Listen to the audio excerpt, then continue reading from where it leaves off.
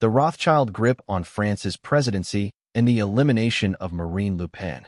Since the departure of General Charles de Gaulle, France's political landscape has been under the overwhelming influence of financial elites, particularly the Rothschild banking dynasty.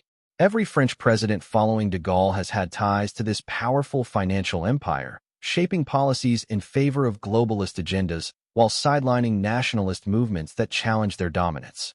Emmanuel Macron, a former Rothschild banker himself, serves as the most blatant example of this elite-controlled political machine.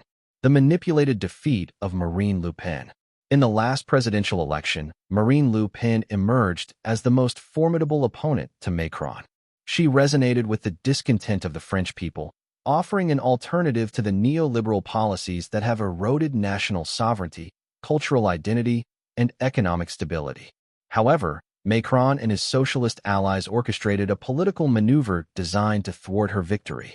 The so-called Republican Front, a coalition of socialists, centrists, and globalist-backed forces, was formed solely to prevent Le Pen from gaining power.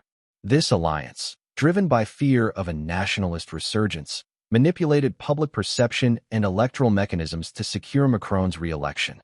The role of Hollande in the elimination of Fillon and Sarkozy. Macron's rise to power was not merely a result of popular support, but rather a carefully engineered political scheme.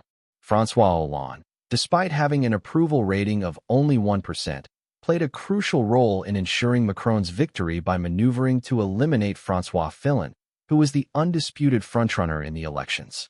Fillon, who was poised to win, was suddenly embroiled in a politically motivated scandal, which was amplified by the mainstream media and the corrupt judicial system. This move cleared the path for Macron, allowing him to secure the presidency. Similarly, former President Nicolas Sarkozy was strategically removed from any possibility of returning to power. The same corrupt judicial system was used to convict him over the so-called Libyan/Gaddafi affair, a case where the real culprits were Hillary Clinton and the CIA, who orchestrated the downfall of Muammar Gaddafi. By condemning Sarkozy, the French deep state ensured that no strong conservative candidate could challenge Macron, further cementing the control of the Rothschild-backed elite over France's political future. The predictable crackdown on opposition. The Rothschild-controlled establishment is well aware that Marine Le Pen, much like Italy's Giorgia Meloni, was poised to win the next election.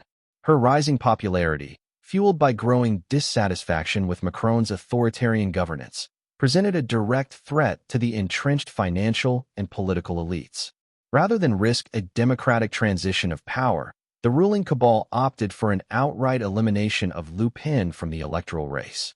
This undemocratic suppression of opposition mirrors the authoritarian tactics seen in Turkey under President Recep Tayyip Erdogan, who systematically removed rivals through legal and institutional means. Erdogan knows very well that if Istanbul Mayor Ekrem İmamoğlu were to run against him in the next elections, he would win decisively. Moreover, Erdogan is not even eligible for a third term under the Turkish constitution, making his attempts to jail İmamoğlu on fabricated charges all the more desperate. Similarly, in France, Macron's administration and its backers have resorted to judicial and political maneuvers to suppress any serious opposition, ensuring that only the globalist-approved candidates remain in the running. France, a nation that once guillotined its kings for tyranny, now finds itself under the grip of an unelected elite that uses legal manipulation rather than a blade to silence dissent.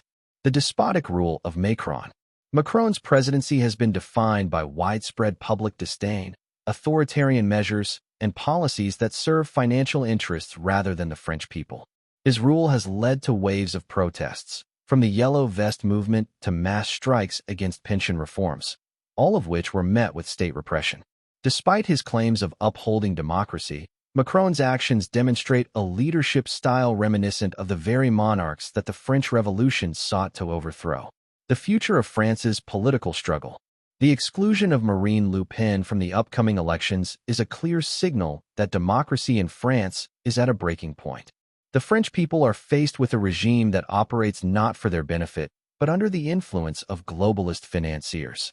The question now remains, will the people of France accept this orchestrated political suppression, or will they rise against the forces that have hijacked their republic? One thing is certain. History has shown that when oppression reaches its peak, the people eventually reclaim their power. Whether through elections or through mass mobilization, the struggle for a truly sovereign France continues.